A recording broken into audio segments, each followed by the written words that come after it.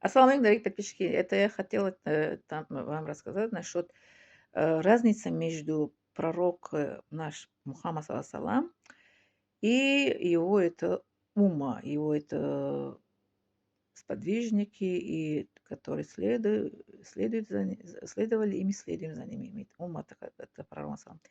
Пророк салам, он был избранный человек. Аминь избранный. Пророк салам, он был посланник и пророк. А мы не посланник, не пророк. Ну, мы, как это считается, как это 50, 70, 60%, что мы тоже как это сообщим, да, это что получили это от этого Коран, как и получили, и передаем это, что получили другие. А у пророка салам это были как это удалены, это сгусток это кровь шайтана, да, при помощи оперировал, это ангел убрал, не удалил, а у нас не удалено. У пророка Масалам это Карин, это который это принял ислам, он был мусульманин, это Карин, это джин. А у нас не мусульманин, наш джин, который с нами ходит и как это живет с нами.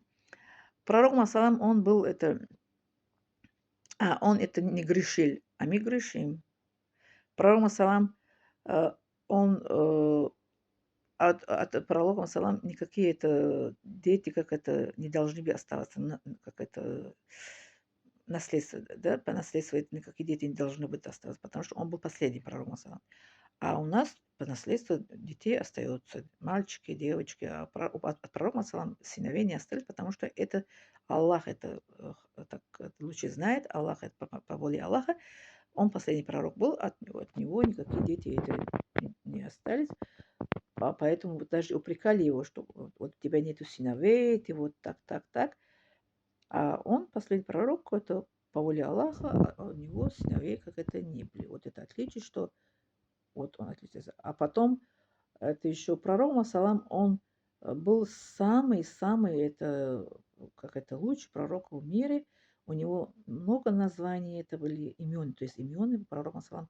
Ахмад, Мустафа, Амин, вот Мухаммад, да, вот, а у нас такие много имен не бывает. Бывает два имя, да, у человека. Или как это, еще кличка какая-то будет.